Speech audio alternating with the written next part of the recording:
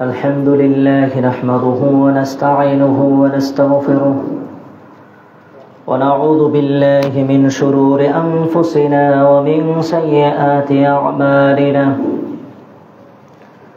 من يهده الله فلا مضل له ومن يضلله فلا هادي له ونشهد أن لا إله إلا الله وحده لا شريك له ونشهد أن محمدا عبده ورسوله أما بعد فإن خير الحديث كتاب الله وخير الحدي حدي محمد وشر الأمور محدثاتها وكل محدثات بدعة وكل بدعة ضلالة وكل ضلالة في النار أما بعد فأعوذ بالله من الشيطان الرجيم بسم الله الرحمن الرحيم ومن يتق الله ويجعل له مخرجا সমস্ত প্রশংসা সমস্ত সিফতসান ও সমস্ত তারিফ সমস্ত শুকরিয়া সমস্ত গুণগান সেই মহান আল্লাহ পাক রব্বুল আলামিনের জন্য যার অশেষ মেহেরবানিতে অশেষ রহমতের বিনিময় দুনিয়ার যাবতীয় ব্যস্ততাকে উপেক্ষা করে পবিত্র দিনে পবিত্র স্থান মসজিদে উপস্থিত হতে পেরেছি, এজন্য তার দরবারে লাখো কোটি সিজদায় শুকরিয়া। সকলে বলি আলহামদুলিল্লাহ। আর সালাম ও শান্তি বর্ষিত হোক সর্বশ্রেষ্ঠ নবী, সর্বশ্রেষ্ঠ রাসূল, সর্বশ্রেষ্ঠ আদম সন্তান, যার অক্লান্ত পরিশ্রম, রক্তের বিনিময়ে, দান মোবারকের বিনিময়ে, অজস্র অগণিত ঘামের বিনিময়ে এমন একটা আদর্শের শিক্ষা আমরা পেয়েছি, যার অনুসরণ অনুকরণ পরকালে সফলতা, সেই সর্বশ্রেষ্ঠ নবী, সর্বশ্রেষ্ঠ রাসূলের উপরে শান্তির ধারা বর্ষিত হোক। সকলে বলি সাল্লাল্লাহু আলাইহি ওয়াসাল্লাম। সম্মানিত উপস্থিতি, আজকের সংক্ষিপ্ত জুমার খুতবার আলোচনায় আমরা সংক্ষিপ্ত যে বিষয় নিয়ে কথা বলার চেষ্টা করব তা হচ্ছে এমন কিছু আমল, যে আমলগুলো করলে মানুষের রিজিক বৃদ্ধি হয়, অর্থাৎ যে আমলে রিজিক বৃদ্ধি হয়। ইনশাআল্লাহুল আজিজ সংক্ষিপ্ত সময়ে যতটুকু বলা সম্ভব হয় আপনাদের সম্মুখে উপস্থাপনের চেষ্টা করব। বলছিলাম, দুনিয়াতে শিশুকাল, কৈশোরকাল কাটানোর পরে মানুষ যৌবনে উপনীত হয়। সংসারের অভাবের তাড়নায় মানুষ জীবিকার কাজে নিজেকে নিয়োজিত করে। কেউ অল্প বয়সেই দায়িত্ব পেয়ে যায়, কেউ নির্দিষ্ট একটা সময় পর্যন্ত পরিবারের কথার উপরে তারপরে দায়িত্ব পেয়ে যায়। মানুষের দুনিয়াতে চলাচল বিচলন করা, বর্তমান সময়ে মানুষ সবচাইতে যেটা বেশি মনে করে তা হচ্ছে এই দুনিয়াতে আমি এসেছি শুধুমাত্র দুনিয়া ইনকাম করার জন্য। একটা চিন্তা চেতনা অধিকাংশ মানুষের মস্তিষ্কে থাকার কারণে মানুষ দুনিয়াতে অন্যায়, অবিচার, বিবাদে মানুষ লিপ্ত হয়। তার কারণ মানুষ দুনিয়া পাওয়ার আকাঙ্ক্ষা মানুষের ভিতরে অনেক বেশি থেকে যায়, দুনিয়ার প্রতি চাহিদা মানুষের অনেক বেশি থেকে যায়। আল্লাহ সুবহানাহু ওয়া তাআলা অসংখ্য গণিত আয়াতে দুনিয়া এবং আখিরাতের তুলনা বুঝিয়েছেন। রাসূল সাল্লাল্লাহু আলাইহি ওয়াসাল্লাম হাদিসে দুনিয়া এবং আখিরাতের তুলনা বুঝিয়েছেন। আল্লাহর নবী ছোট্ট একটা উদাহরণ আমি আপনাদের সম্মুখে পেশ করি। রাসূল সাল্লাল্লাহু আলাইহি ওয়াসাল্লাম বিরাট এক সমুদ্রের কথা বললেন। মনে করেন আটলান্টিকা মহাসাগর। ইয়াজালু ফিল ইয়াম, আল্লাহর নবী বললেন এই আঙ্গুলটা কোনো মানুষ ডুবালো, তারপরে উঠালো, ফালামদুর বিমা ইয়ারজিউ, আঙ্গুলটা যে উঠালো সে যেন তার আঙ্গুলের দিকে খেয়াল করে। আঙ্গুলে যে কয়েক ফোঁটা পানি লেগে থাকবে এটা দুনিয়া, আর সমুদ্রে যত পানি আছে এটা আখিরাত। তাহলে আপনি তুলনা করে দেখেন। আমি আপনাকে এদিকে নিয়ে যাব না, আমি আপনাকে যেটা বোঝানোর চেষ্টা করছিলাম, দুনিয়াতে মানুষ দুনিয়ার এই ভোগবিলাসী জীবন পাওয়ার আশায়, দুনিয়াতে একটু অর্থ সম্পদ ইনকামের আশায় মানুষ দুনিয়াতে অজস্র অগণিত পাপাচার কাজে নিজেকে লিপ্ত করে। মানুষ দুনিয়াতে অজস্র অগণিত রাস্তা অবলম্বন করে, যেগুলো রাস্তা আল্লাহ সুবহানাহু ওয়া তাআলার নিকটে পছন্দ নয়। ইসলামী শরিয়ার বহির্ভূত রাস্তাগুলো মানুষ অবলম্বন করে দুনিয়াতে কিছু পাওয়ার আশায়। যাই হোক, অনুরূপ মানুষের রিজিক অনুসন্ধানের আশায়, রিজিক শুধু খাদ্যকে আপনি রিজিক মনে করবেন না। রিজিক আপনার সন্তান সন্তানাদি, আপনার ধন সম্পদ, আপনার আত্মমর্যাদা, আপনার সম্মান, তবে মুখ্য বিষয় খাদ্য হতে পারে। আমি আপনাকে যেটা বলছিলাম, এই যে রিজিক অনুসন্ধানের পিছনে মানুষ দিনের পরে দিন, রাতের পরে রাত কঠোর পরিশ্রম করছে। এখন আমি যদি আপনাকে জিজ্ঞেস করি, ভাইজান দিনে কত ঘন্টা আপনি অফিসে সময় দেন, দিনে কত ঘন্টা আপনি পরিশ্রম করেন, তখন আপনি এক কথায় কেউ উত্তর দিচ্ছেন 14 ঘন্টা, 15 ঘন্টা, 16 ঘন্টা, কেউ বলছেন 12 ঘন্টা, কেউ 10 ঘন্টা। এখন দুনিয়াতে 14 ঘন্টার সময় আপনি দিলেন, এটা কার জন্য দিলেন? যদি আপনাকে বলা হয়, আপনি উত্তর না দিতে পারলেও উত্তর এটাই, দুনিয়াতে 14 ঘন্টা আপনি ব্যয় করেছেন এটা দুনিয়ার জন্য। কিন্তু ওই 14 ঘন্টার ভিতরে 1 ঘন্টা 15 মিনিট, 20 মিনিট, 1.5 ঘন্টা সময় যেটা আপনি 5 ওয়াক্ত সালাতে ব্যয় করতেন, ওটা হতো আপনার জন্য, আল্লাহর নিকটে একটা প্রাপ্য, ওটা আপনার জন্য হতো। আল্লাহর নবী রাসূল সাল্লাল্লাহু আলাইহি ওয়াসাল্লাম বলছেন, আইয়ুকুম মালু ইহিব্বু মিন মালি ওয়ারিসিহি, তোমাদের মধ্যে এমন মানুষ কি আছে দুনিয়াতে যে নিজের জন্য সম্পদ ইনকাম করে না, নিজের জন্য ইনকাম করে না, যা কিছু ইনকাম করে সব মানুষের জন্য ইনকাম করে। তার মানে আপনার দোকান আপনার ভাইয়ের দোকান, আপনার জমি আপনার ভাইয়ের জমি। এখন আপনি বলছেন আমি আজ থেকে দোকানদারি করব না, কেন? আমি চাই আমি সারা জীবন অজস্র অগণিত পরিশ্রম করে আমি আমার ভাই, আমার ভাতিজা, আমার আত্মীয় স্বজনকে দিয়ে দিব, এজন্য আমি নিজের জন্য আজ থেকে উপার্জন করব না। এমন মানুষ দুনিয়াতে পাওয়া অসম্ভব। মানুষ একে পাগল বলবে যে নিজে উপার্জন করে নিজের জন্য সম্পদ রাখবে না, সব মানুষকে দিয়ে দিবে, আত্মীয় স্বজনকে দিয়ে দিবে। আল্লাহর নবী সাহাবীদের জিজ্ঞেস করলেন, এমন মানুষ কি দুনিয়াতে আছে যে নিজের জন্য উপার্জন করে না, উপার্জন করে মানুষের জন্য? সাহাবীরা বললেন, আল্লাহর নবী এমন মানুষ তো দুনিয়াতে নাই। আল্লাহর নবী বললেন যে না, এমন মানুষই দুনিয়াতে আছে। কিরকম? রাসূল সাল্লাল্লাহু আলাইহি ওয়াসাল্লাম বললেন, মা তাকদ্দামা, তুমি মরার আগে আল্লাহর কাছে যেটা পাঠিয়েছো মালুহু, ওটা তোমার। দুনিয়ার উপরে যেটা তুমি রেখে গেছো ওর এক পয়সাও তোমার নয়। তার মানে মারা যাওয়ার পূর্বে আল্লাহর কাছে যেটা পাঠিয়েছি ওটার মালিক আমি। এটাই দুনিয়াতে মানুষ বোঝে না, আমি কোন সম্পদের মালিক। এটা আপনি নিজে নিজেকে জিজ্ঞেস করেন, একবার হলেও নিজে নিজেকে জিজ্ঞেস করবেন। আজকে 10 তলা বিল্ডিং উঠিয়েছি, 10 তলা বিল্ডিং উঠিয়েছি, এখানে 10, ওখানে 5, ওখানে 7, 3টা মার্কেটের মালিক আমি। আপনি একবার নিজেকে জিজ্ঞেস করেন তো, আদৌ কি এটার মালিক আপনি? জি না। মারা যাওয়ার কয়েক সেকেন্ড, কয়েক মিনিট, কয়েক দিন, কয়েক ঘন্টা পরে সন্তানাদের বৈঠক বসবে, কে কোন বিল্ডিং নেবে, এটা নিয়ে দ্বন্দ্ব লেগে যাবে। ওটাই আল্লাহর নবী বললেন, মা তাকদ্দামা মালুহু, যেটা তুমি মরার আগে পাঠিয়েছো ওটা তোমার। ওমা তাআখারা মালু ওয়ারিসিহি, দুনিয়ার উপরে যেটা তুমি রেখে গেছো ওটা তোমার আত্মীয় স্বজনের, তোমার ওয়ারিসদের। তাহলে এখন আপনি নিজে নিজেকে জিজ্ঞেস করে দেখবেন আপনি কোন সম্পদের মালিক।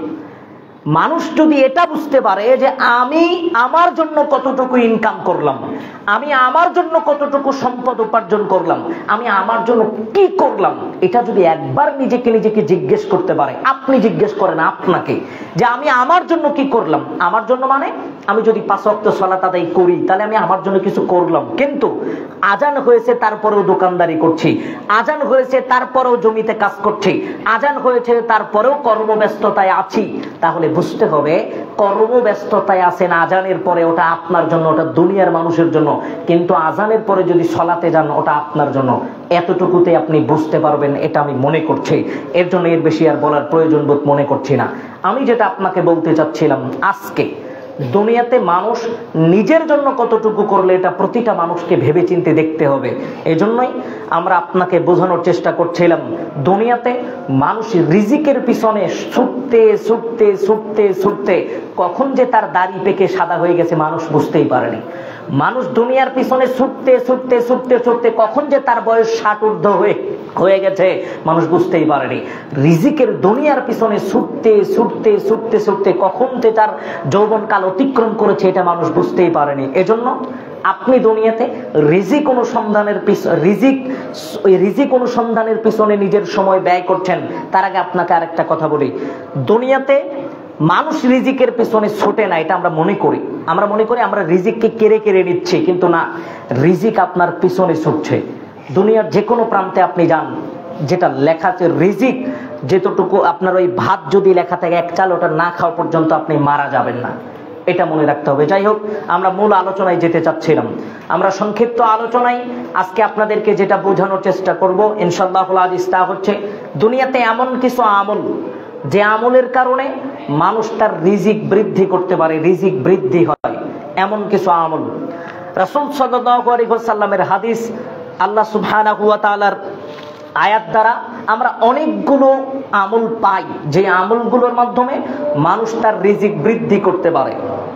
এই আমলগুলোর আমরা সময় যতক্ষণ থাকে, আমরা যতক্ষণ বলতে পারি ইনশাআল্লাহ, যে যতগুলো বলা যায় আমরা সংক্ষিপ্তভাবে আপনাদের সম্মুখে উপস্থাপনের চেষ্টা করব ইনশাআল্লাহ।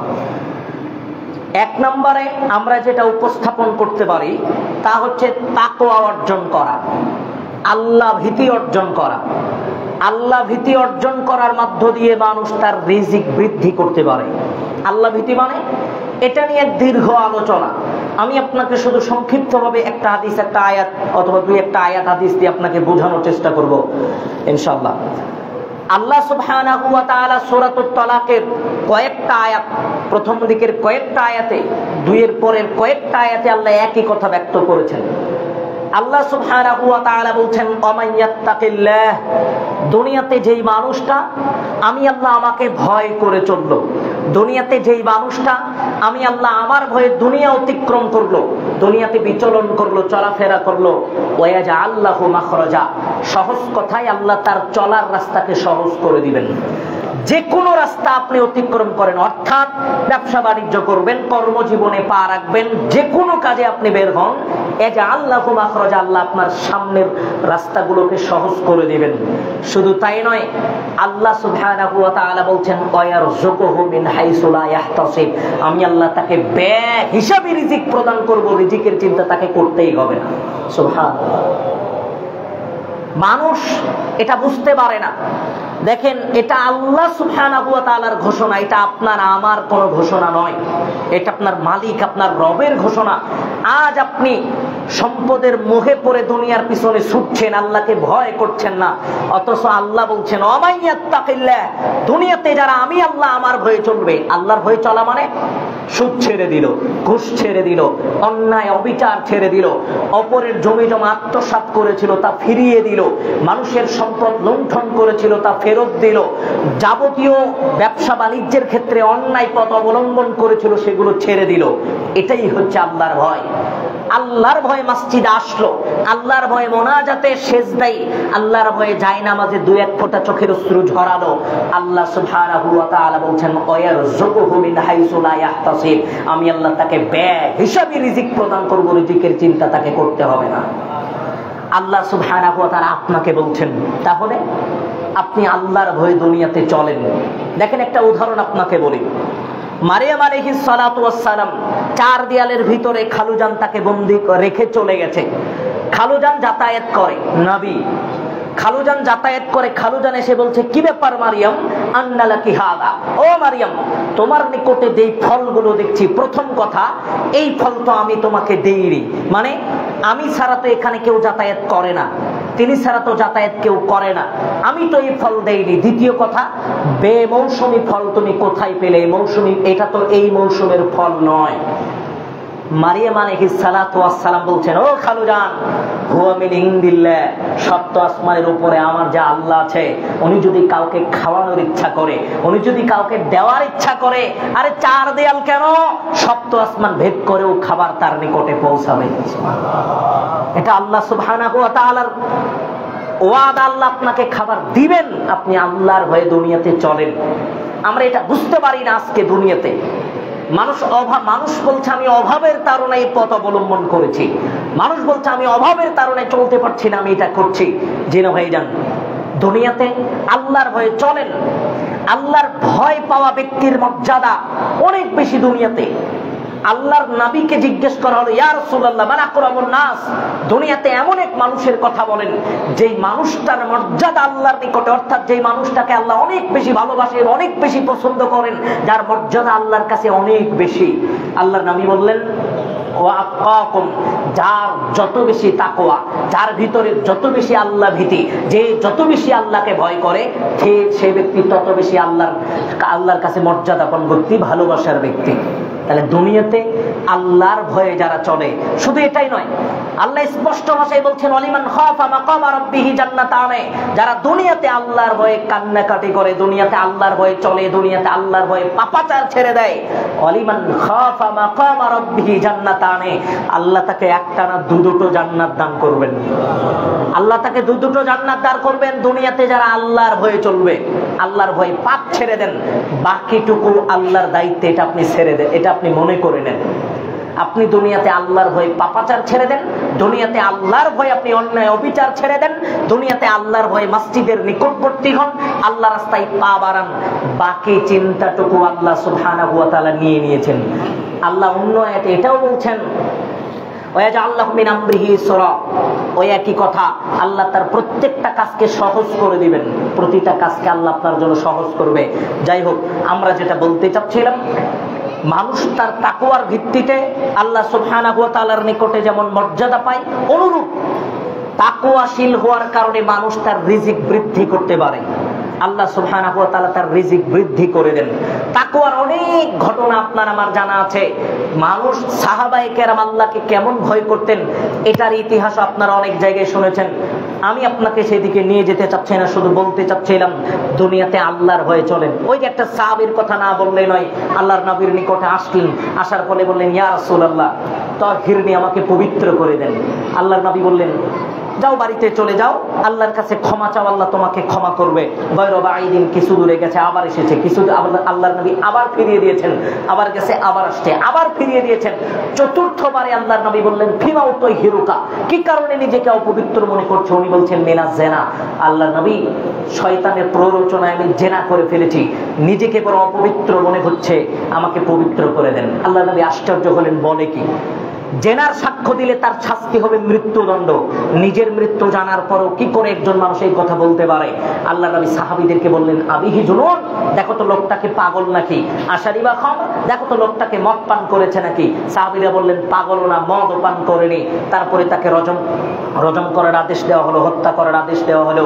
আল্লাহর নবী 2-3 দিন পরে এসে বললেন, লাউ কুসিমাত বাইনা উম্মতি, আমার উম্মতের মধ্যে যদি এই মাইস ইবনে মালিকের তওবাটা ভাগ করে দেওয়া হয়, বড় বড় পাপিষ্ট মানুষেরা এই একজনের তওবা দিয়ে ক্ষমা পেয়ে যাবে। এটা আল্লাহর ভয়। একটা উদাহরণ আপনাকে দিলাম, সংক্ষিপ্ত সময়ে বোঝানোর চেষ্টা করছিলাম। আল্লাহ সুবহানাহু ওয়া তাআলার ভয় ভীতি আপনার অন্তরে থাকতে হবে, তাহলে আল্লাহ আপনার রিজিক বৃদ্ধি করে দিবেন।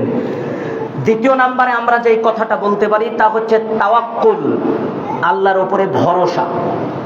আল্লাহর উপরে ভরসা মানুষের রিজিক বৃদ্ধিতে সহায়তা করে। আল্লাহর উপরে ভরসা, আল্লাহর ভরসার ব্যাপারে কত ঘটনা আপনি শুনবেন। কোরআন হাদিসের পরিভাষায় কত ঘটনা বর্ণিত হয়েছে সাহাবায়ে কেরামের, যে আল্লাহর উপরে ভরসা তারা কেমন করতেন, কিভাবে করতেন। আল্লাহ স্পষ্ট ভাষায় বলছেন, যে ব্যক্তিটা আল্লাহর উপরে ভরসা করলো, সবকিছু আল্লাহর উপরে ন্যস্ত করলো, ফাহুয়া হাসবুহু, আল্লাহ তার জন্য যথেষ্ট। আপনার মালিক যদি আপনার জন্য যথেষ্ট হয়, দুনিয়াতে আর কারো দরকার আছে? আপনি ডিপেন্ড করছেন আপনার নেতার উপরে, কোথাও বিপদে পড়লে নেতাকে ফোন দিচ্ছেন।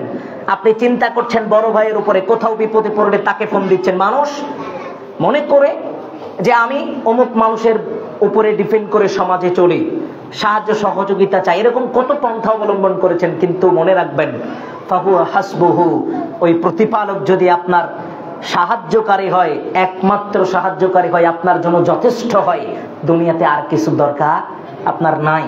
এজন্য আল্লাহর উপরে তাওয়াক্কুল, আল্লাহর উপরে ভরসা আপনার রাখতে হবে। একটা হাদিস আপনাকে শোনাই। রাসূল সাল্লাল্লাহু আলাইহি ওয়াসাল্লাম, ওমর ইবনুল খাত্তাব রাদিয়াল্লাহু আনহু থেকে বর্ণিত, তিনি বলছেন, তিরমিজির 2344 নম্বর হাদিস, রাসূল সাল্লাল্লাহু আলাইহি ওয়াসাল্লাম, ওই যে হাদিসটা অনেকেরই জানা আছে, পাখির উদাহরণ দিয়ে আল্লাহর নবী একটা হাদিস বলছিলেন, উদাহরণ দিচ্ছিলেন। ওই একই কথা আল্লাহর নবী বললেন, লাউ আন্নাকুম কুনতুম তাওয়াক্কালুনা আলাল্লাহ, যেই ব্যক্তিগুলো আল্লাহর উপরে তাওয়াক্কুল করে, আমি হাদিস বলতে গেলে সময় লাগে। আল্লাহর নবী বললেন, যেই ব্যক্তিগুলো আল্লাহর উপরে তাওয়াক্কুল করলো, আল্লাহ ওই ব্যক্তিগুলোকে রিজিক দিবেন। কেমন করে রিজিক দিবেন? রাসূল সাল্লাল্লাহু আলাইহি ওয়াসাল্লাম বললেন, কামা তুরজাকুত তায়র, যেমন ভাবে আল্লাহ পাখিকে রিজিক দেন। পাখির বাড়িতে ফ্রিজ নাই, পাখির ওই ছোট্ট ঘরে কোনো ফ্রিজ নাই, কোনো গোডাউন রুম নাই যেখানে সে খাদ্য সংগ্রহ করে রাখবে। এমন কোন জায়গা নাই যেখানে 10, 15, 50 কেজি খাবার রাখবে। এমন কোন ফ্রিজ নাই যেখানে গোশ মাছ রাখবে। তারপরেও যখন পাখিটা সকালবেলা বের হয়, সন্ধ্যাবেলা পেট পূর্ণ করেও আবার নিজের ওই বাচ্চাদের জন্য মুখে করে খাবার নিয়ে আসে। আল্লাহর নবী এটাই বললেন যে কোন মানুষ যদি আল্লাহ সুবহানাহু ওয়া তাআলার উপরে ভরসা করে, লাউ আন্নাকুম, কোন মানুষ যদি ভরসা, লাউ আন্নাকুম কুনতুম আল্লাহ সুবহানাহু ওয়া তাআলার উপরে ভরসা করলো যারা, ওই সমস্ত মানুষ তাওয়াক্কালুনা আলাল্লাহ, আল্লাহর উপরে যারা ভরসা করলো, আল্লাহ ওই পাখির মতোই তাদেরকে রিজিক প্রদান করবেন। তাহলে আপনি আল্লাহ সুবহানাহু ওয়া তাআলার উপরে ভরসা করে দুনিয়াতে চলেন। আপনি একটা কথা মনে রাখবেন, আল্লাহর উপরে যার যত বেশি ভরসা, তার দুনিয়াতে ডিপ্রেশন বলতে কিছু নাই। এটা আমি দেখেছি আমার জীবনের বাস্তবতায়। আমি আমার উস্তাদ, একজন সম্মানিত উস্তাদজিকে দেখেছি, আমি দেখেছি এত বিপদ মাথার উপরে। আমি নিজে বলেও ছিলাম যে উস্তাদজি এই জায়গায় তো এটা হলো, এখন তো প্রতিষ্ঠানের যে দান ও সাদাকা এটা তো ওই মসজিদ থেকে বেশি আসে, ওই জায়গা থেকে, তাহলে প্রতিষ্ঠানের তো এখন একটা বড় বাধার বিপক্ষে। তখন আমাকে পুকুরের ধারে দাঁড়িয়ে উনি বলেছিলেন যে আরে ওই মসজিদ কি এই মাদ্রাসায় টাকা দেয়? টাকা তো আল্লাহ দেয়, ওটা নিয়ে টেনশন করতে হবে কেন? তো মানুষের ডিপ্রেশন বলতে কিছু থাকে না, মানুষ যদি আল্লাহর উপরে ভরসা করে। আপনি একটা প্র্যাকটিক্যালি ভেবে দেখবেন, বিপদ এসেছে, আপনি নিজেকে সান্ত্বনা দিলেন, আরে আল্লাহ যেটা ভালো চেয়েছে সেটাই হয়েছে, আল্লাহ ভালো আছে সামনে কিছু, আল্লাহ আমাকে উদ্ধার করবে, দেখবেন আর ডিপ্রেশন বলতে কিছু থাকবে না ইনশাআল্লাহ। এতটুকু মনে রাখবেন, আল্লাহর উপরে ভরসা করলে মানুষের ডিপ্রেশন বলতে কিছু থাকে না। এই কথাটা নিজে একটু প্র্যাকটিক্যালি বাসায় গিয়ে চেষ্টা করে দেখবেন। বিপদ আপদ বালা মুসিবত আসলে একটু আল্লাহর উপরে তাওয়াক্কুল করে ভরসা করে দুনিয়াতে বাকি জীবন কাটাবেন, ইনশাআল্লাহ ডিপ্রেশন বলতে কিছু থাকবে না। তার আগে আরেকটা কথাটা বলা খুবই প্রয়োজন বোধ মনে করছি। দুনিয়াতে মানুষের চলাচল করতে গিয়ে, বিচলন করতে গিয়ে মানুষের অনেক কিছুর প্রয়োজন হয়। দুনিয়াতে আপনি চলতে গেলে অনেক কিছুর আপনার দরকার হয়। দেখেন, আজকে মানুষ একটা জিনিস থেকে অভ্যস্ত হওয়া থেকে মানুষ বিরত। রাসূল সাল্লাল্লাহু আলাইহি ওয়াসাল্লামের বর্ণনায় ওই যে আনজিলু রাব্বুনা তাবারাক তাআলা কুল্লু লাইলাতিন ইলাস সামাঈদ দুনিয়া, আল্লাহ সুবহানাহু ওয়া তাআলা প্রত্যেক রজনীর শেষ তৃতীয়াংশে দুনিয়ার আসমানে অবতরণ করেন। আল্লাহ আসেন, কেন আসেন? মাইয়াদউনি ফাস্তাজিবু লাহু, মাইয়াসআলুনি ফাউতিয়াহু, মায়াগফিরুনি ফাগফির লাহু। তিনটা কথা আল্লাহ বলেন, লম্বা হাদিস। আল্লাহর নবী বলছেন, আল্লাহ সুবহানাহু ওয়া তাআলা বলেন, কি বলেন? কোন মানুষ আছো, বুঝবেন, ভালো করে বুঝবেন, কোন মানুষ আছো যাকে আল্লাহকে ডাকা দরকার, সে উঠো আল্লাহকে ডাকো। এখন আজকে দিনের বেলা আমি একটা বিপদের সম্মুখীন হয়েছি। বিপদটা কি? কোনো না কোনো কারণে আমার একটা ক্ষতি হয়েছে, একটা টাকা অথবা একটা সম্পদ এক জায়গায় আটকে আছে। সারা দিনে কত নেতা খেতার পিছনে গেছি তার হিসাব নাই, সারা দিনে কত থানা পুলিশে গেছি তার কোনো হিসাব নাই, সারা দিনে কত মানুষকে কত ঘুষ দেওয়ার চেষ্টা করেছি তার হিসাব নাই। রাত্রির বেলা ঘুমের ট্যাবলেট খেয়ে ঘুমিয়ে গেছি, পরের দিন উঠে আবার দৌড়ানোর চেষ্টা করেছি, অথচ রাত্রির বেলা আমি আমার প্রতিপালককে বলার সময় পাইনি, আল্লাহ আমি বিপদে আছি, এ কথা বলার সময় আমরা পাইনি। দেখেন, আপনি বলছেন কি ব্যাপার ভাইজান, 10 দিন 15 দিন মসজিদে আপনাকে দেখছি না। আমরা কিন্তু বলি ভাইজান, সন্তান অসুস্থ, মেয়ে অসুস্থ, স্ত্রী অসুস্থ, 15 দিন 20 দিন হচ্ছে মেডিকেলের বারান্দা থেকে নড়তে পারেনি, শুধু মেডিকেল ডাক্তার। তাহলে আপনি একবার নিজেকে জিজ্ঞেস করেন তো, এত বিপদে পড়েছেন, এত সমস্যায় পড়েছেন, একদিনও কি আল্লাহকে এই সমস্যার কথা বলেছিলেন? আমরা অধিকাংশই বলি না, বলতে অভ্যস্ত নই। আমরা আমাদের প্রতিপালককে বলি না, অথচ দুনিয়ার এই প্রান্ত থেকে সেই প্রান্ত কত দৌড়াদৌড়ি করি। তাহলে দেখেন, আমি যেটা বলতে চাচ্ছি, নিজের প্রয়োজন সবার আগে আমি আমার আল্লাহকে বলবো, আমি আমার প্রতিপালককে বলবো, তারপরে দুনিয়াতে যে রাস্তা আমার জন্য সহজ আমি সেটা অবলম্বন করব, ইনশাআল্লাহ আল্লাহ সেটার ফায়সালা সহজেই করে দিবেন। এজন্য দুনিয়ার যে কোনো চাহিদা, দুনিয়ার যে কোনো পাওয়া আশা যদি অন্তরে থাকে, সবার আগে আপনি আপনার প্রতিপালককে বলতে অভ্যস্ত হবেন। এটা একটু খেয়াল করবেন, আমি আমার প্রয়োজন সবার আগে আমি আমার রবকে বলবো ইনশাআল্লাহ। এই কথাটা খেয়াল রাখবেন, এই কথাটা ভাববেন, ইনশাআল্লাহ আপনার প্রত্যেকটা কাজ আপনার জন্য সহজ হয়ে যাবে। আমি আল্লাহর উপরে ভরসা নিয়ে আর কথা বলতে চাচ্ছি না। আমরা দ্বিতীয় নম্বরে বললাম, আল্লাহর উপরে যারা ভরসা করবে, আল্লাহ সুবহানাহু ওয়া তাআলা ফাহুয়া হাসবুহু, আল্লাহ তার জন্য যথেষ্ট হয়ে যাবেন ইনশাআল্লাহ। শুধু আর একটা কথা আপনাকে বলা খুব প্রয়োজন বোধ মনে করছি। ইমাম বুখারী রাহিমাহুল্লাহ কিতাবুল কিফালার মধ্যে একটা ঘটনা উল্লেখ করেছেন, শর্ট করে বলি। একজন বন্ধু আরেকজন বন্ধুকে বলছে, আমাকে 1000 দিনার দেওয়া লাগবে। বন্ধু বলছে, বন্ধু আমার কাছে, আমি তো তোমাকে দিব, তোমার একটা সাক্ষী লাগবে। লম্বা ঘটনা, হাদিস। আল্লাহ, তখন বন্ধু বলছে, আমার সাক্ষী তো কেউ নাই আল্লাহ ছাড়া, আল্লাহ আমার সাক্ষী। আবার বলছে একজন জামিনদার লাগবে, বলছে জামিনদারও কেউ নাই, গরিব মানুষ, জামিনদার আমার আল্লাহ। বন্ধু তাকে দিনার দিয়ে দিয়েছে, বন্ধু নিয়ে চলে গেছে। যেই দিন দেওয়ার ডেট, বন্ধু নদীর ওই পারে দাঁড়িয়ে আছে, নৌকা নাই। তখন বন্ধু কি করেছে, একটা চির করে ওই টাকা দিনার আর ছোট্ট একটা চিলকোট ভিতরে ঢুকে নদীতে ছেড়ে দিয়েছে। আজকে আমি ওয়াদা দিয়েছিলাম বন্ধুকে দিব, আল্লাহকে জিম্মা রেখে, সাক্ষী রেখে যেহেতু নিয়েছিলাম, নদীতে ছেড়ে দিয়েছে। এই পারের বন্ধু সন্ধ্যা পর্যন্ত থাকতে থাকতে মনে করছে হয়তো বন্ধু আর আসবে না, চলে যাচ্ছিল, দেখছে একটা কাঠের টুকরা ভেসে আসছে, বলছে বাসায় নিয়ে গিয়ে হয়তো কোনো তরকারি রান্না করে খাওয়া যাবে। বাসায় নিয়ে চির করেছে, দেখছে 1000 দিনার আর ছোট্ট একটা চিলকোট। ওই পারের বন্ধু ছেড়েছিল কার ভরসায়? আল্লাহর ভরসায়। এই পারের বন্ধু আল্লাহর ভরসায় দিয়ে আল্লাহকে জামিনদার সাক্ষী রেখে দিয়েছিল। আল্লাহ সুবহানাহু ওয়া তাআলার যেভাবেই পন্থাই হোক আল্লাহ তার কাছে দেনার পৌঁছে দিয়েছে। আপনি একটু খেয়াল করবেন, আল্লাহর উপরে ভরসা। সাহাবায়ে কেরামের আরো অনেক ঘটনা আছে, আমি আপনাকে বলতে চাচ্ছি না।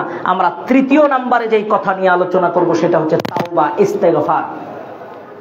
মানুষের ইস্তেগফারের মাধ্যম দিয়ে, তওবার করার মাধ্যম দিয়ে মানুষের রিজিক বৃদ্ধি হয়। এই ব্যাপারেও আল্লাহ সুবহানাহু ওয়া তাআলা এবং রাসূল সাল্লাল্লাহু আলাইহি ওয়াসাল্লাম অনেক কথা ব্যক্ত করেছেন। সূরাতুন নূহের 10 থেকে 12 নম্বর আয়াতে আপনি বাসায় গিয়ে খুলে দেখবেন, যেহেতু সময় সংক্ষিপ্ত। আল্লাহ সুবহানাহু ওয়া তাআলা স্পষ্ট ভাষায় কথা ব্যক্ত করেছেন, ফাকুল তুস্তাগফিরু রাব্বাকুম। যেই সমস্ত মানুষ তার রবের কাছে ক্ষমা চায়, যে সমস্ত মানুষ তার রবের কাছে ক্ষমা চায়, ইন্নাহু কানা গফফারা, আল্লাহ তো পরম ক্ষমাশীল, আল্লাহ তাদেরকে ক্ষমা করে দেন। তারপরে ইউরসিলিস সামা আলাইকুম মিদরারা, আল্লাহ এভাবে কয়েকটা কথা বললেন। তারপরে আল্লাহ সুবহানাহু ওয়া তাআলা আয়াতের শেষ অংশে বললেন, যেই সমস্ত মানুষ আল্লাহর কাছে ক্ষমা চায়, আল্লাহর কাছে ক্ষমা চায়, আল্লাহ তাদেরকে ক্ষমা করেন। তারপরে আল্লাহ সুবহানাহু ওয়া তাআলা তাদেরকে ধন সম্পদ, সন্তান সন্তানাদি, তারপরেও বাগান বাগিচা বিভিন্ন কিছু দিয়ে আল্লাহ সুবহানাহু ওয়া তাআলা তাদেরকে দান করেন, তাদেরকে সহযোগিতা করেন। আপনি সূরা নূহের 10 থেকে 12 নম্বর আয়াত দেখবেন। তারপরে আব্দুল্লাহ ইবনে আব্বাস রাদিয়াল্লাহু আনহুর একটা হাদিস দ্বারা আমরা বুঝি তওবা এবং ইস্তেগফারের মাধ্যম দিয়ে মানুষ তার রিজিক বৃদ্ধি করতে পারে। আমরা হাদিসগুলো উপস্থাপন করছি না, যেহেতু সময় সংক্ষিপ্ত, শুধু পয়েন্টগুলো আপনাদের সম্মুখে বলার চেষ্টা করব। রাসূল সাল্লাল্লাহু, চতুর্থ নাম্বার, রাসূল সাল্লাল্লাহু আলাইহি ওয়াসাল্লামের উপরে দরুদ পাঠ। রাসূল সাল্লাল্লাহু আলাইহি ওয়াসাল্লামের উপরে দরুদ পাঠের মাধ্যম দিয়েও মানুষ তার রিজিককে বৃদ্ধি করতে পারে। হাদিসটা একটু লম্বা, তিরমিজির 2457 নম্বর হাদিস। একটু খুলে গিয়ে বাড়িতে ওর তর্জমাটা বাংলাটাও দেখতে পারেন। রাসূল সাল্লাল্লাহু আলাইহি ওয়াসাল্লামকে সাহাবী জিজ্ঞেস করছেন, আল্লাহর নবী, আমি আপনার উপরে দরুদ পাঠ করতে চাই। কয়েকবার জিজ্ঞেস করলেন। এক, আমি আমার দোয়ার যে সময়, এই সময়ের ভিতরে একবার বলছেন অল্প কিছু সময়, আরেকবার বলছেন 1/3, আরেকবার বলছেন অর্ধেক, আরেকবার বলছেন সুলুসাইন, 2/3, আবার বললেন গোটাটাই। কয়েকটা জিজ্ঞাসা করলেন, হাদিসটা খুলে দেখবেন। আমি একটু সরল ভাষায় বলছি। আল্লাহর নবীকে জিজ্ঞেস করলেন যে আল্লাহর নবী, আমি আপনার উপরে দরুদ পাঠ করতে চাই।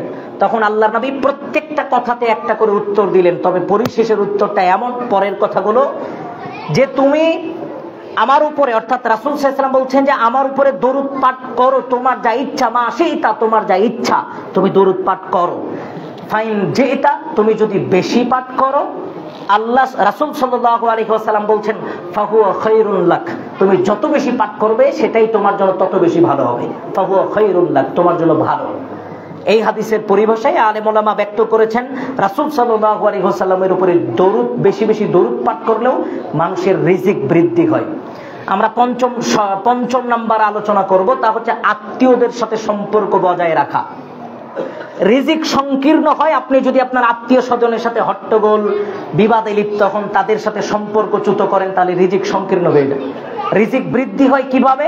আত্মীয়দের সাথে সম্পর্ক দৃঢ় রাখলে। রিজিক সংকীর্ণ হয় এমন কথা নয়, যাই হোক, কিন্তু রিজিক বৃদ্ধি হবে আত্মীয়দের সাথে সম্পর্ক বজায় রাখলে। এই ব্যাপারেও রাসূল সাল্লাল্লাহু আলাইহি ওয়াসাল্লাম ব্যক্ত করেছেন সহিহুল বুখারীর 5985 নম্বর একটা হাদিসে। আল্লাহর নবী স্পষ্ট ভাষায় ব্যক্ত করেছেন, কোন মানুষ মানসাররাহু, কোন মানুষ আইয়ুবসাতালাহু ফি রিজকিহি, কোন মানুষ যদি মনে করে যে তার রিজিক বৃদ্ধি হোক, তার রিজিকে বারাকা হোক, তার রিজিকটা প্রসারিত করা হোক, কোন মানুষ যদি মনে করে, মানসাররাহু, কোন মানুষ যদি মনে করে, আল্লাহর নবী বললেন শুধু তাই নয়, রিজিক বৃদ্ধির পাশাপাশি আরো অনেক কিছু সে আশা করলো, আরো বিভিন্ন কিছু সে আশা করলো। আল্লাহর নবী বললেন ফালিয়াসিল রহিমাহু, সে যেন তার আত্মীয়দের সাথে সম্পর্কটা সুদৃঢ় করে, তাদের সাথে সদাচরণ করে, তাদের সাথে ভালো আচরণ করে। তাহলে আপনি যদি মনে করেন যে আপনার রিজিককে প্রসারিত করা হোক, আল্লাহর নবী বলছেন সে যেন তার আত্মীয় স্বজন প্রতিবেশী, এই আত্মীয় স্বজনের সাথে সম্পর্ক বজায় রাখে, তাদের সাথে সদাচরণ করে, ভালো আচরণ করে। তাহলে আমরা পঞ্চম নাম্বার বুঝলাম, আত্মীয় স্বজনের সাথে সম্পর্ক বজায় রাখার মাধ্যম দিয়ে, তাদের সাথে সদাচরণের করার মাধ্যম দিয়ে আল্লাহ তার রিজিক বৃদ্ধি করে দেন। এবার 6 নাম্বার, সমাজে যারা দুর্বল, আর্থিক অসচ্ছলতাই হোক, শারীরিকভাবে হোক, যে কোনোভাবে হোক, তাদের উপরে সদয়, তাদেরও সাথে ভালো আচরণ করা, তাদের ব্যাপারে আপনার অন্তরে মায়া রেখে দেওয়া। এই সমস্ত মানুষ, এই গরিব অসহায় দুর্বল মানুষদের উপরে যদি আপনি রহম করেন, তাদের উপরে দয়া করেন, তাদের উপরে সদয় থাকেন, আল্লাহ সুবহানাহু ওয়া তাআলা আপনার রিজিক বৃদ্ধি করে দিবেন। সহিহুল বুখারীর 2896 নম্বর হাদিসে আল্লাহর নবী এই কথা ব্যক্ত করেছেন। রাসূল সাল্লাল্লাহু আলাইহি ওয়াসাল্লামের এই কথাটা দ্বারা আমরা বুঝতে পারি যে দুর্বল মানুষদের উপরে সদয় হলে আল্লাহ তার রিজিক বৃদ্ধি করবেন। আল্লাহর নবী বলছেন, হাল তুনসারুনা ওয়া তুরযাকুনা, কোন মানুষ, যেই মানুষটা মনে দুর্বলদের উপরে দয়া করলো, তাদেরকে সাহায্য সহযোগিতা করলো, মানে সরল ভাষায় আপনাকে বলি, রাসূল সাল্লাল্লাহু আলাইহি ওয়াসাল্লাম বলছেন, ইল্লা বিদুফাইকুম, যে আপনার উপরে যে রিজিকটা প্রদান করা হচ্ছে, আপনার রিজিক, আপনার চলাফেরা, আশেপাশে যা কিছু প্রদান করা হচ্ছে, এর একটা কারণ সমাজে দুর্বল শ্রেণীর মানুষগুলোর কারণে, মানে আপনার সমাজে দুর্বল শ্রেণীর মানুষ আছে, এই জন্য আল্লাহর নবী বলছেন তাদের উপরে সদয় হও, তাদের সাথে ভালো আচরণ করো, সৎ আচরণ করো। কেন? ওই সমস্ত মানুষগুলোর কারণেও এই সমাজে বরকত আল্লাহ দেন। আপনার ওই সমস্ত মানুষের সাথে ভালো আচরণ করার মাধ্যমেও আল্লাহ আপনার রিজিকে বারাকা দিবেন, রিজিকে বরকত দিবেন, এবং আপনার উপরে সাহায্য সহযোগিতা করবেন আপনি যদি ওই সমস্ত দুর্বল শ্রেণীর মানুষগুলোর ব্যাপারে সদয় হন, তাদের সাথে সদাচরণ করে ভালো আচরণ করেন। তারপরে 7 নাম্বার, আল্লাহ রাস্তায় ব্যয়ের মাধ্যম দিয়ে মানুষ তার রিজিক বৃদ্ধি করতে পারে। আল্লাহ রাস্তায় ব্যয়, এটার আলোচনা আমরা অনেক শুনি। আমরা বলি হুজুরদের একটাই কাজ, শুধু দানের আলোচনা। মানে যত আলোচনা হলো, একটা কনফারেন্স হোক, একটা মিটিং হোক, আলোচনার পরে যেই ব্যক্তিটা দানের আলোচনা করে, তখন আমাদের বিরক্তিবোধ শুরু হয়ে যায়। দেখেন, হুজুররা নিজেদের জন্য দান চায় না, হুজুররা আপনার কাছ থেকে নিচ্ছে যাতে আপনি জাহান্নাম থেকে মুক্ত হন। বুঝতে পারেননি? এটা হুজুর আপনার উপকার করছে, এই কথাটা মনে রাখবেন। একজন মাদ্রাসার কর্তৃপক্ষ আপনার উপকার করছে, আপনার পকেট থেকে 10টা টাকা বের করে আপনাকে জাহান্নামের আগুন থেকে 10 টাকার মাধ্যম দিয়েও আপনি মুক্ত হতে পারেন। 10 টাকা তো আপনি এমনি এমনি দিতেন না, আপনার কাছে চেয়েছে, আপনি আল্লাহ রাস্তায় দিয়েছেন, ইনশাআল্লাহ আল্লাহ ওই 10 টাকার বিনিময়ে আল্লাহ আপনাকে জান্নাত দিতে পারে। তো দানের আলোচনা করে মানুষের ভিতরে একটা বিরক্তির ভাব চলে আসে। খেয়াল করবেন, আল্লাহ রাস্তায় দান করলে মানুষের রিজিক আল্লাহ সুবহানাহু ওয়া তাআলা বৃদ্ধি করে দেন। আল্লাহ সুবহানাহু ওয়া তাআলা সূরাতুস সাবার 39 নম্বর আয়াতে এই কথা ব্যক্ত করেছেন। আমাদের সময় সংক্ষিপ্ত, আপনি দেখে নিতে পারেন। শুধু এটাই না, আল্লাহ সুবহানাহু ওয়া তাআলা আরো অনেকগুলো আয়াতে স্পষ্ট ভাষায় এই কথাটা ব্যক্ত করেছেন, আল্লাহ রাস্তায় ব্যয় করলে, দান করবে, আল্লাহ কি কি দিবেন একজন মানুষকে। দেখেন, আমরা এটাও জানি, পরিবারের আত্মীয় স্বজন মারা গেছে, সূরাতুস সাবার 39 নম্বর আয়াত খুলে দেখবেন, ওই আলোচনাটুকু রিজিকের ব্যাপারে, ওহু খায়রুর রাযিকিন, আল্লাহ বলছেন আমি উত্তম রিজিক দাতা। কোন মানুষ আল্লাহ রাস্তায় দান করলো, যে মানুষটা আল্লাহর বান্দাদের মধ্যে যে মানুষটা আল্লাহ রাস্তায় দান করলো, আল্লাহ তার রিজিককে প্রশস্ত করে দিবেন এবং সংকুচিত করবেন না যদি সে আল্লাহ রাস্তায় দান করে। সহজ কথায় আমি আপনাকে যেটা বলতে চাচ্ছিলাম, আপনি আল্লাহ রাস্তায় দান করবেন, এর অনেক প্রতিদান হয়। অনেক, আপনার আত্মীয় স্বজন মারা গেছে, কবরের আযাব মিটিয়ে দেয় দান, কবরের আযাব মিটিয়ে দেয়, আগুন নিভিয়ে দেয়, এরকম অনেক হাদিস বর্ণিত আছে। এই জন্য আল্লাহ রাস্তায় দান থেকে কেউ বিরত থাকার চেষ্টা করবেন না, আল্লাহ রাস্তায় দান করার চেষ্টা করবেন। 8 নাম্বার, ইবাদতের জন্য সময় বের করা, জঞ্জাট মুক্ত থাকা, ইবাদতের জন্য সময় বের করবেন, আল্লাহ আপনার রিজিকে বারাকা দিবে। এই কথাটা একটু বোঝা দরকার। রাসূল সাল্লাল্লাহু আলাইহি ওয়াসাল্লাম বলছেন, আল্লাহ সুবহানাহু ওয়া তাআলা বলছেন, ইয়া ইবনা আদম, ও আদম সন্তান, তাফাররাকা লি ইবাদি, আমি আল্লাহ আমার জন্য একটু জায়গা রেখে দাও, তোমার আল্লাহ আমার জন্য একটু জায়গা রেখে দাও, তোমার ইবাদতে, সময়ের ভিতরে আমি আল্লাহ আমার জন্য একটু সময় রেখে দাও। আল্লাহ বলছেন, শোনো, তাফাররাকা লি ইবাদি, আমি আল্লাহ আমার জন্য যদি সময় বের করতে পারো, সময় রেখে দিতে পারো, একটা কথা আল্লাহর নবী বললেন, আল্লাহ বলছেন, আমলা সাদরাকা গীনান, আমি আল্লাহ তোমার অন্তরের দিক দিয়ে তোমাকে ধনী বানিয়ে দিব। ও আশুদ্দু ফাকরাকা, দরিদ্রতার রাস্তা আমি আল্লাহ বন্ধ করে দিব। আবার বুঝেন, আল্লাহ বলছেন, তুমি যদি আমি আল্লাহ আমার জন্য সময় বের করতে পারো, আল্লাহর ইবাদতের জন্য সময় যদি আপনি বের করতে পারেন, আল্লাহ আপনাকে 2টা জিনিস দিবেন। প্রথম কথা, আল্লাহ আপনাকে ধনী বানিয়ে দিবেন। আল্লাহর নবী বললেন আমলা আসদরকা গিনান, অন্তরের দিক দিয়ে যে কোনো লোক আল্লাহ আপনাকে ধর্নাঢ্য দিয়ে পরিপূর্ণ করে দিবেন। ও আশুদ্ধ ফাকরকা, দরিদ্রতার রাস্তা আল্লাহ বন্ধ করে দিবেন, অভাব অনটন আসবে না। এবার দ্বিতীয় কথা, দ্বিতীয় স্টেপে আবার আল্লাহ বলছেন শোনো, ওয়াইল্লা তাফআল, তুমি যদি আমাকে ব্যস্ততা দেখাও, আমার জন্য সময় বের করতে না পারো, আমি আল্লাহ আমাকে যদি বলো আল্লাহ আমি ব্যস্ত আছি, তাহলে শোনো, এক, আমি আল্লাহ দরিদ্রতার রাস্তা খোলা রেখে দিব, অভাব অনটন আসবে না। এমদ্দস্যগুলাকা দুই হাত দুনিয়ার ব্যস্ততা দিয়ে পরিপূর্ণ করে দিব। একটু বুঝবেন, আবার বুঝেন। আল্লাহর নবী বলছেন, আল্লাহ সুবহানাহু ওয়া তাআলা আদম সন্তানকে লক্ষ্য করে বলছেন, শোনো, আমার জন্য যদি সময় বের করতে পারো, আমাকে যদি ব্যস্ততা না দেখাও। হুজুর আমরা তো ব্যস্ততা দেখাই না, আমরা আবার কখন আল্লাহকে ব্যস্ততা দেখালাম? আল্লাহকে ব্যস্ততা দেখাবো? জি, আপনি আল্লাহকে ব্যস্ততা দেখান। অধিকাংশ মানুষই আল্লাহকে ব্যস্ততা দেখায়। কেমন করে? আমি দোকান চালু রেখেছি,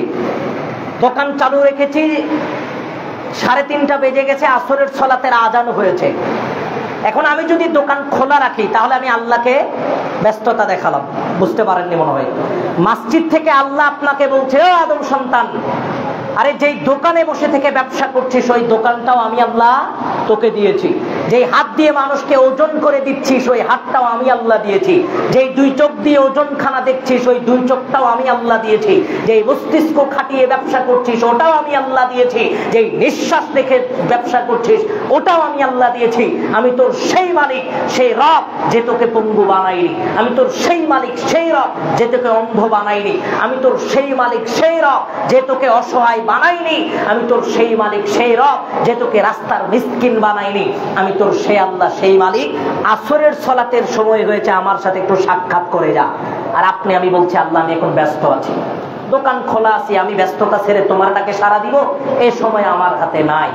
দুনিয়াতে আমরা আল্লাহকে ব্যস্ততা দেখাই। তাহলে ওয়াইল্লা তাফআল, যে মানুষটা আল্লাহকে ব্যস্ততা দেখাবে, আল্লাহর জন্য সময় বের করতে পারবে না, যারা আল্লাহকে ব্যস্ততা দেখায়, যারা আল্লাহর জন্য সময় বের করতে পারে না, এক, আল্লাহ দরিদ্রতার রাস্তা খোলা রাখবেন। জীবনে কোনোদিন দরিদ্রতার রাস্তা বন্ধ হবে না।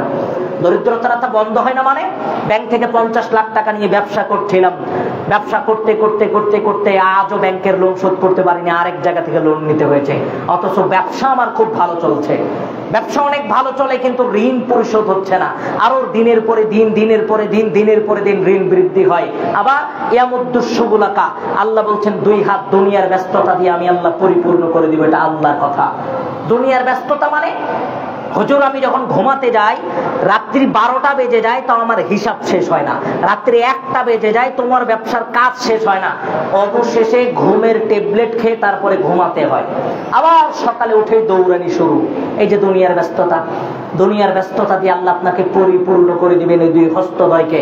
এজন্য তাফাররাকা লিইবাদি, আল্লাহ বলছেন আমি আল্লাহ আমার জন্য একটু সময় রেখে দাও, আমি আল্লাহ আমার জন্য একটু সময় বের করো, তাহলে আমি আল্লাহ তোমার অভাব অনটনের রাস্তাকে বন্ধ করে দিব, তোমাকে ধর্নাঢ্য ধনী বানিয়ে দিব। তাহলে আমরা 8 নাম্বার কথা দ্বারা যেটা বুঝলাম, দুনিয়াতে আল্লাহর জন্য সময় বের করতে পারলে, আল্লাহ সুবহানাহু ওয়া তাআলার জন্য সময় বের করতে পারলে, আল্লাহ সুবহানাহু ওয়া তাআলা ওই সমস্ত মানুষকে ধর্নাঢ্য ধনী বানিয়ে দিবেন, পাশাপাশি তার অভাব অনটনের রাস্তা বন্ধ করে দিবেন। আল্লাহ তার রিজিক সহ গোটা দুনিয়াকে প্রশস্ত করে দিবেন। আপনার রিজিকে বারাকা আসবে, আল্লাহ আপনার রিজিকে বারাকা দান করবেন। তাছাড়াও আরো অনেক কথা ব্যক্ত করা হয়েছে, যে কাজগুলো করলে রিজিকে বারাকা হয়, তার মধ্যে দ্রুত বিবাহ করলে রিজিকে বারাকা হবে, বারবার উমরা করছেন রিজিকে বারাকা হবে। এছাড়াও আরো অনেক কাজ আছে, আমল আছে, যে আমলগুলোর মাধ্যম দিয়ে মানুষ তার রিজিকে বারাকা লাভ করতে পারে, রিজিকে বরকত লাভ করতে পারে। মনে রাখবেন, যা কিছু ইনকাম করছেন এতে বরকত হওয়া অতীব জরুরি। যতটুকু ইনকাম করেন বরকত হওয়া অতীব জরুরি। বরকত হওয়া জরুরি মানে 50 লাখ টাকা বছর শেষে জমা হয়, অথবা 5 বছর পরে 50 লাখ টাকা জমা হয়েছে, অনেক কষ্টে জমা হয়েছে। 5 বছরের মাথায় অথবা 10 বছরের মাথায় এই জায়গায় একটু ব্যথা, চলে গেলাম মেডিকেলে, মেডিকেল বলল সিঙ্গাপুরে যেতে হবে। গেলাম সিঙ্গাপুরে, 50 লাখ আগের ছিল, আরো 30 লাখ জমা করে 80 লাখ টাকায় চিকিৎসা করে আসলাম। বাকি জীবন ওই 30 লাখ টাকা ঋণ শোধ করতে করতে জীবন চলে গেল। আর বারাকা মানে অসুস্থতা আল্লাহর নিয়ামত। আমি উদাহরণস্বরূপ বললাম, বারাকা মানে বছর শেষে 5,000, 10,000, 15,000, 20,000 থাকে, একটা প্যারাসিটামল খেলেই সব অসুখ ভালো হয়ে যায়। একটা উদাহরণস্বরূপ আপনাকে বললাম। এই জন্য যা কিছু ইনকাম করেন বরকত থাকতে হবে, যা কিছু ইনকাম করেন আল্লাহর কাছে বারাকার জন্য দোয়া করতে হবে। বরকতের বড়ই প্রয়োজন দুনিয়াতে চলতে গেলে, নতুবা অশান্তি অস্বস্তি দুনিয়াতে এত ব্যস্ততা দিয়ে আপনার হাত পরিপূর্ণ হয়ে যাবে, এত ব্যস্ততা আপনার মস্তিষ্কে অবস্থান করবে যে আপনি সালাতের সময়, স্ত্রী সন্তান আহাল পরিবারকে দেওয়ার মতো সময়, নাতি নাতনিকে দেওয়ার মতো সময় আপনার হাতে থাকবে না। এই জন্য দুনিয়াতে চলতে গেলে রিজিকে বারাকার অনেক প্রয়োজন, রিজিকে বরকতের প্রয়োজন। আল্লাহ সুবহানাহু ওয়া তাআলা আমরা যা ইনকাম করি, আমরা যা দুনিয়াতে প্রাপ্য পাই, আল্লাহ প্রত্যেকটা জায়গায় আমাদের বারাকা দিয়ে পরিপূর্ণ করে দেন, আল্লাহুম্মা আমিন। আল্লাহ আমাদের বারাকা দিয়ে জীবনটাকে পরিপূর্ণ করে দেন, আল্লাহুম্মা আমিন। ওয়া আখিরু দাওয়ানা আলহামদুলিল্লাহি রাব্বিল আলামিন। আলহামদুলিল্লাহি ওয়াহদা ওয়াসসালাতু ওয়াসসালামু আলা মান লা নাবিয়্যা বা'দা। আজকের সংক্ষিপ্ত আলোচনায় আমরা যে সমস্ত আমল করলে রিজিকে বরকত হয় সে সমস্ত আমল 10, 12টা, 15টা বলার চেষ্টা করার নিয়ত করেছিলাম। যতটুকু সময় সাপেক্ষে বলতে পেরেছি, তার মধ্যে আমরা যেই কথাগুলো বললাম মনে রাখার মতো জরুরি কথা, আল্লাহকে ভয় করলে, তাকওয়া অর্জন করলে ওই মানুষের রিজিকে বারাকা লাভ করতে পারে, দুনিয়াতে বরকত লাভ করতে পারে। তারপরে আল্লাহর উপরে ভরসা, তাওয়াক্কুল। তাওয়াক্কুল, আল্লাহর উপরে ভরসাবান ব্যক্তির রিজিকে আল্লাহ সুবহানাহু ওয়া তাআলা বারাকা দেন, বরকত দেন। ফাহুয়া হাসবুহু, যেই ব্যক্তি আল্লাহর জন্য আল্লাহর উপরে ভরসা করে, আল্লাহর উপরে ভরসা করে দুনিয়াতে চলে, আল্লাহ সুবহানাহু ওয়া তাআলা তার জন্য যথেষ্ট হয়ে যান, আল্লাহ নিজেই তার জন্য যথেষ্ট হয়ে যান। শুধু তাই নয়, আল্লাহকে ভয় করে যারা দুনিয়াতে চলবে, ওয়ারযুকুহু মিন হাইসু লা ইয়াহতাসিব, রিজিকের চিন্তা তাকে করতে হবে না, ব্যয় হিসাবে রিজিক আল্লাহ তাকে দিবেন। তাহলে তাকওয়াশীল হতে হবে, আল্লাহর ভয় ভীতি নিয়ে দুনিয়াতে চলতে হবে, আল্লাহর উপরে ভরসা, তাওয়াক্কুল, আল্লাহর উপরে ভরসা করে দুনিয়াতে বিচরণ করার চেষ্টা করতে হবে। তারপরে আরো কিছু কথা আমরা আপনাদের সম্মুখে পেশ করলাম যে আমলগুলো করলে রিজিক হয়, তার মধ্যে অন্যতম আল্লাহ রাস্তায় ব্যয় করার মাধ্যম দিয়ে। তারপরে যারা আল্লাহ রাস্তায় সময় বের করে, আল্লাহর জন্য সময় বের করে, সালাত আদায় করার জন্য, ইবাদত করার জন্য, অন্য সময় নফল সালাত আদায় করার জন্য, যারাই আল্লাহ রাস্তায় ব্যয় করার মতো সময় বের করতে পারবে, আল্লাহ সুবহানাহু ওয়া তাআলা তাদের রিজিকেও বারাকা দান করবেন, বরকত দান করবেন। তারপরে আত্মীয় স্বজনের সাথে সদাচরণ করা, আত্মীয় স্বজনের সাথে সুসম্পর্ক বজায় রাখা, আত্মীয় স্বজনের সাথে সুসম্পর্ক বজায় রাখলে আল্লাহ সুবহানাহু ওয়া তাআলা তার রিজিকে বারাকা, বরকত দান করবেন। তারপরে আমরা আলোচনা করলাম যারা সমাজে দুর্বল শ্রেণীর মানুষ, যারা আমার প্রতিবেশী, আশেপাশের ব্যক্তি যারা অসহায়, দুর্বল শ্রেণীর মানুষ, তাদের উপরে সদয় হওয়া, তাদের সাথে সদাচরণ করা, তাদের উপরে সাহায্য সহযোগিতা করা। সদয় হওয়া ব্যক্তি যারা সদয় হয়, এই সমস্ত মানুষের রিজিকে আল্লাহ সুবহানাহু ওয়া তাআলা বারাকা দেন, বরকত দেন। আমরা সংক্ষিপ্ত আলোচনায় বারাকা লাভ করার কিছু আমল আমরা আপনাদের সামনে উপস্থাপন করার চেষ্টা করছিলাম। আল্লাহ এই সমস্ত আমল আমাদের জীবনে বাস্তবায়ন করার তৌফিক দান করুন, আল্লাহুম্মা আমিন। আমাকে ভাই বলেছিলেন মুসলিম সুসম্পর্ক বজায় রাখার কিছু কথা বলার জন্য, রাসূলের সিরাত অনুযায়ী। আমি বেশি কিছু বলবো না, শুধু একটা হাদিস আপনাদেরকে বলবো।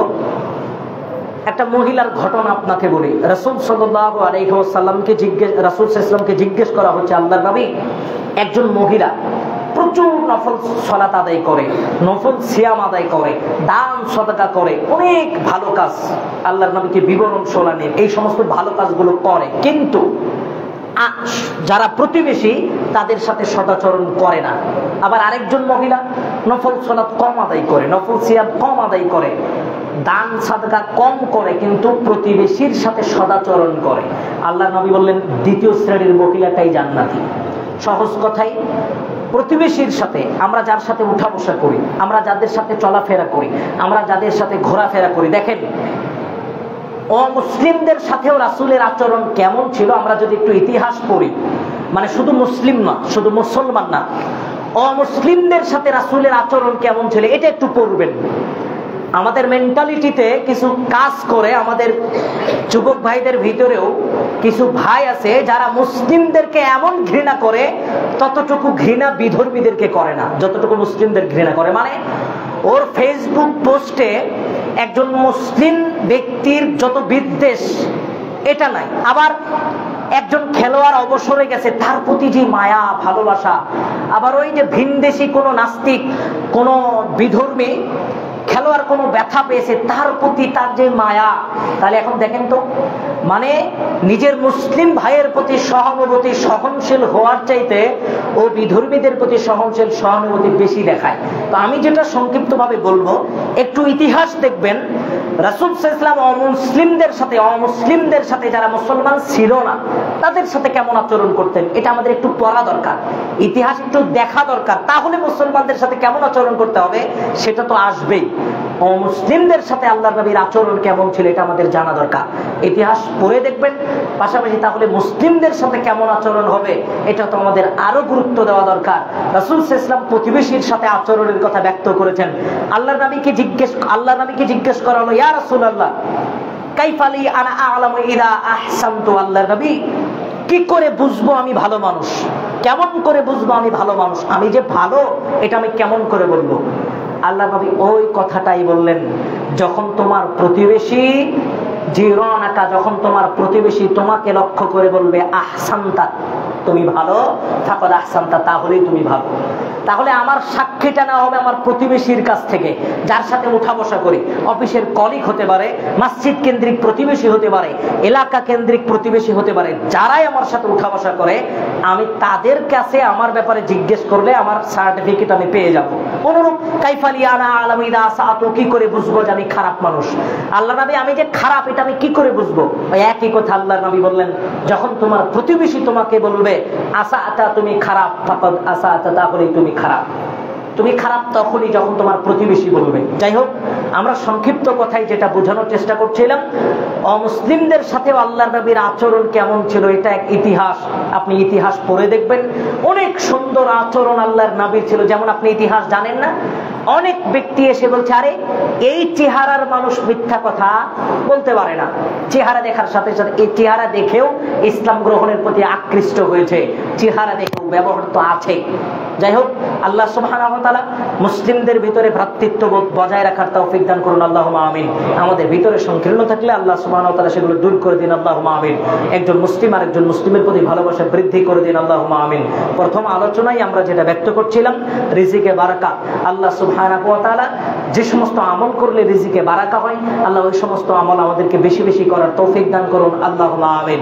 আল্লাহ দুনিয়াতে বিচরণ করতে গিয়ে যে সমস্ত পাপাচার অনাচার শয়তানি প্ররোচনায় আমরা যে কাজগুলো করছি, আল্লাহ সুবহানাহু ওয়া তাআলা প্রত্যেকটা কাজ থেকে আমাদের বিরত রাখার তৌফিক দান করুন, আল্লাহুম্মা আমিন। আল্লাহ সুবহানাহু ওয়া তাআলা দুনিয়াতে যেভাবে চললে পরকালে সফলতা পাওয়া যাবে, আল্লাহ সুবহানাহু ওয়া তাআলা সেভাবেই আমাদেরকে দুনিয়াতে বিচরণ করার তৌফিক দান করুন, আল্লাহুম্মা আমিন। আমাদের ভিতরে যাদের আত্মীয় স্বজন মারা গেছে, আল্লাহ প্রত্যেকের কবরের আযাবটা মওকুফ করে দিন, আল্লাহুম্মা আমিন। শুধু তাই নয়, আমাদের ভিতরে যারা অভাবী, আমাদের ভিতরে যারা ঋণগ্রস্ত, আল্লাহ প্রত্যেকের ঋণ থেকে তাদেরকে মুক্ত করুন, আল্লাহুম্মা আমিন। তাদের অভাব অনটন দূর করে দিন, আল্লাহুম্মা আমিন।